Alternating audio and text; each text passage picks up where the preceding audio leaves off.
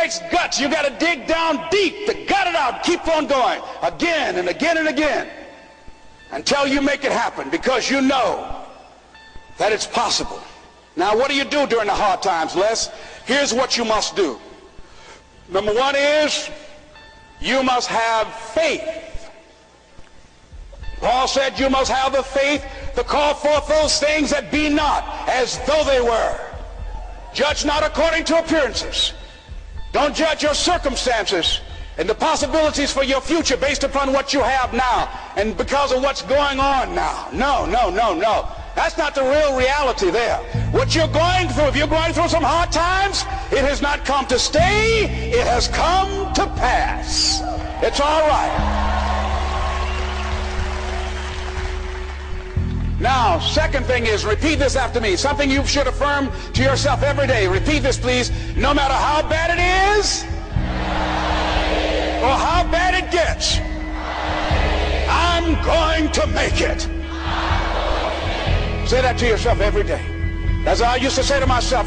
When I would get up in the Penobscot building and I had to go into the bathroom and bathe in the bathroom sink, I had written on the mirror that I put up, they just paste up and I read, no matter how bad it is or how bad it gets, I'm going to make it.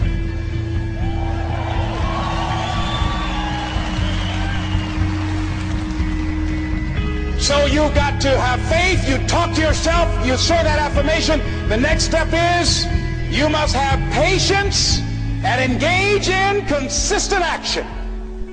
Patience and engage in consistent action. See, everything does not always happen, ladies and gentlemen, when we want it to happen. It doesn't happen quickly. So in that process, they have something in the Far East called the Chinese bamboo tree. The Chinese bamboo tree, every day it has to be watered and fertilized. It's a very hard nut, and it takes 5 years of watering and fertilization every day, according to American Geographics, before it breaks through the ground. At any time, if the watering process and the nurturing and the fertilization process is stopped, the Chinese bamboo tree will die in the ground.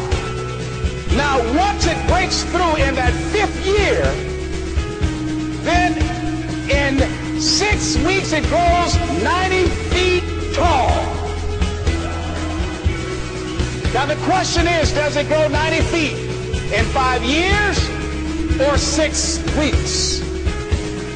The answer is obvious. It takes 5 years.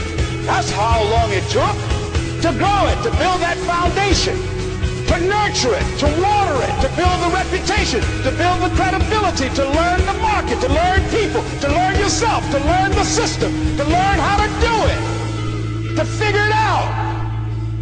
That's why you must have patience and engage in consistent action. We live in a world, ladies and gentlemen, where people want instant gratification. They want it right now. They want to be a Dexter Yeager, but they're not willing to pay the price to do what it takes to get up there where Dick Hopper is, where Bryant or Judy is. They think it was easy. No. It's simple, but it's not easy. It's a system that if you work the system, it works if you work it. But make no mistake about it, it's hard. You are the determining factor. Here's something else. It's possible you can live your dream. It's necessary that you have goals, that you write them down, that you surround yourself with a support team, that you are creative.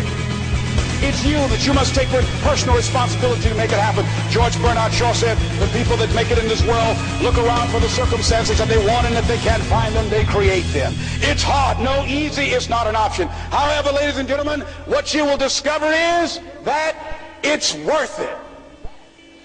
It's worth it.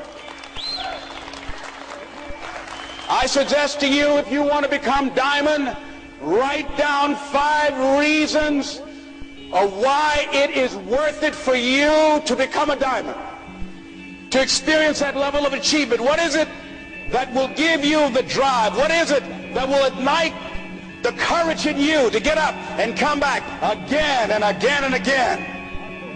How is it that you would be able, what reasons that can tap into that deep down feeling that goes to your gut, that no matter how many times you get knocked down, that you're coming back? What is it? Write it down. Let me tell you something, ladies and gentlemen. You saw that picture up there, the lady, Mrs. Mamie Brown. I'm flying from here tomorrow morning to be with my adopted mother. She's 87 years young, thank God. And I'll be with Mama tomorrow. Every Mother's Day, I don't care where I am. I go home Mother's Day. Everybody knows November 6th, my mother's birthday, I'm home. And I try to go home as often as I can. When I started and left Miami pursuing my dream, because I knew that as long as you work for someone else, they are controlling your destiny. I didn't want anybody signing my paycheck but me. I knew that it was going to be difficult. I knew it was going to be hard. But every time I thought about giving up, and there were times I did, because where I am, ladies and gentlemen, it's a long shot. You think being a diamond is a long shot. This is a miracle. This is a long shot. And I had people laughing at me. Les, you're talking about being a motivational speaker? You have no college training. You were labeled educable mentally retarded. You failed twice in school. They put you back from the 5th grade into the 4th grade, and you failed in the 8th grade. You've never worked for a major corporation, and you are going to become independently wealthy. Right. They laugh. They're going to laugh at you. People are going to laugh at you. But let me tell you, I believe in revenge like Frank Sinatra. He said the best revenge is massive success.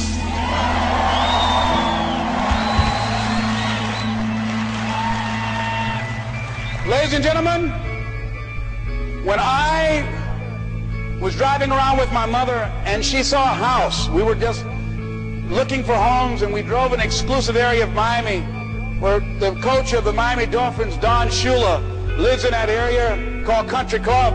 My mother saw this house. Oh, what a beautiful home. And we looked at it. She said, oh boy, I would love to have something like that. One day I would feel like Mrs. Rockefeller. I said, you like that, Mom? I said, yeah. I said, oh, we just kept driving.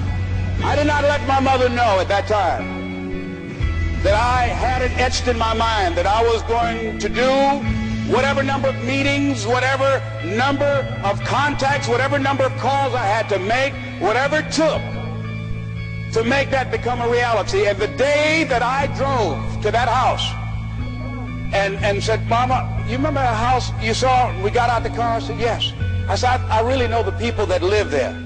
She said, you do? I said, yeah, let me take you in the short team. And then I couldn't contain myself anymore when I got around and helped her get out of the car. And I took her and I said, Mom, I gave her the keys.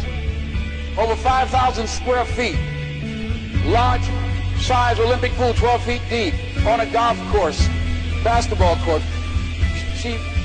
I said, Mama, this is for you. And ladies and gentlemen, to see my mother walk around this house, this woman who only has a 3rd grade education, never had any children of her own. And she walked around and she said, oh Lord, oh thank you Jesus. No one would have ever told me this would have happened to me. She said, Leslie, she said, you know, that day when I went in that building and they told me this lady had these boys that she wanted to put up for adoption. And I told them, I said, I'll take them. And she said, ladies, she said, raise your hand and swear to me 2 things. I said, what is it? She said, swear to me you won't separate them. She said, oh no, I swear. I'll keep them together. I swear. I've never had no children. I swear I'll keep them together. She said, swear to me, lady, that you won't ever tell them about me. She said, I'm married and I got pregnant while my husband was at war. She said, swear to me you won't tell. She said, I swear I won't tell. She said, okay, you can have them. She said, when I came out that house, I was looking at y'all.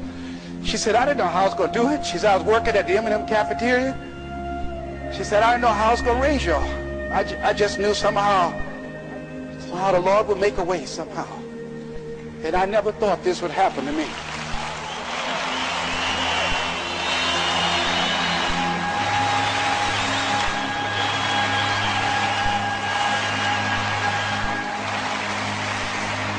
I know.